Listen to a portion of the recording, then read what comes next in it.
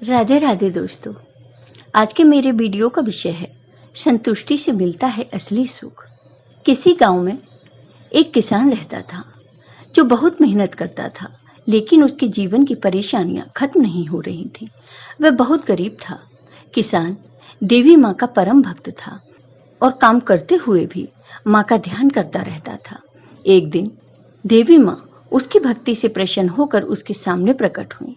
देवी ने कहा, तुम्हारी भक्ति से मैं बहुत प्रसन्न हूँ।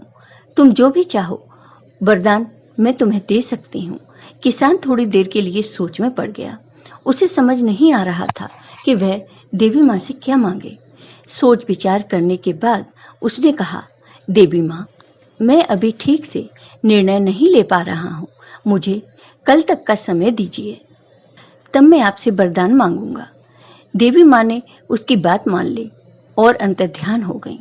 देवी माँ के जाने के बाद किसान बहुत चिंतित हो गया। उसने सोचा, मेरे पास रहने के लिए अच्छा घर नहीं है, तो मुझे एक सुंदर घर मांग लेना चाहिए। फिर उसे ख्याल आया कि जमींदार के पास बहुत ताकत होती है, तो क्यों ना मैं जमींदार बनने का वरदान मांगूं। लेकिन फिर उसने सोचा, जमींदार से भी अधिक शक्तिशाली तो राजा होता है, तो मुझे राजा बनने का वरदान मांगना चाहिए। इस तरह सोचते सोचते पूरा दिन निकल गया और रात में भी सोच विचार करने की वजह से उसे नींद नहीं आई। वह यह तय नहीं कर सका कि देवी माँ से क्या वरदान मांगना है। अगले दिन सुबह होते ही देवी माँ फिर से प्रकट हुई और वरदान मांगने के लिए कहा। किसान ने देवी माँ से कहा, देवी कृपया मुझे यह वरदान दें, मेरा मन हमेशा आपकी भक्ति में लगा रहे और मैं हर परिस्थिति में संतुष्ट रहूं। देवी माँ ने मुस्कुराते हुए कहा, तथास्तु, और फिर पूछा, तुमने मुझसे धन संपत्ति क्यों नहीं मांगी। तब किसान ने उत्तर दिया, माँ, मेरे पास धन नहीं है, लेकिन उस धन के आने की उम्मीद ने ही मेरी मानसिक शांति छीन ली। मैं दिन भर तनाव में रहता और रात में ठीक से सो नहीं पाता, इसलिए मुझे वह धन नहीं चाहिए जिससे मेरे जीवन की सुख शांति ही समाप्त हो जाए।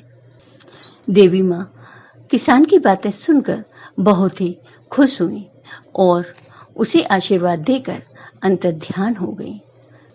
दोस्तों, इसलिए कहा गया है कि संतोष ही सच्चा सुख है।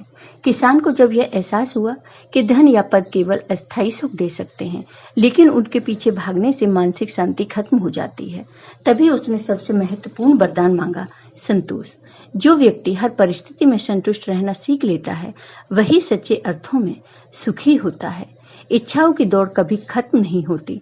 आज हम जो चाहते हैं, कल वह भी छोटा लगने लगता है। किसान की तरह पहले घर की इच्छा, फिर जमींदार बनने की, फिर राजा बनने की, यही मन की प्रवृत्ति है। इच्छाएं अनंत हैं और इनके पीछे भागना तनाव का कारण बनता है। मानसिक शांति सबसे बड़ा सुख है। किसान ने खुद अनुभव किया कि केवल धन की उम्मीद ने ही उसकी नींद छीन ली। उसने यह समझ लिया कि अगर उम्मीद ही अशांति ला सकती है, तो वास्तविक संपत्ति तो शांति ही है। भक्ति और संतुष्टि से मिलती है स्थायी खुशी।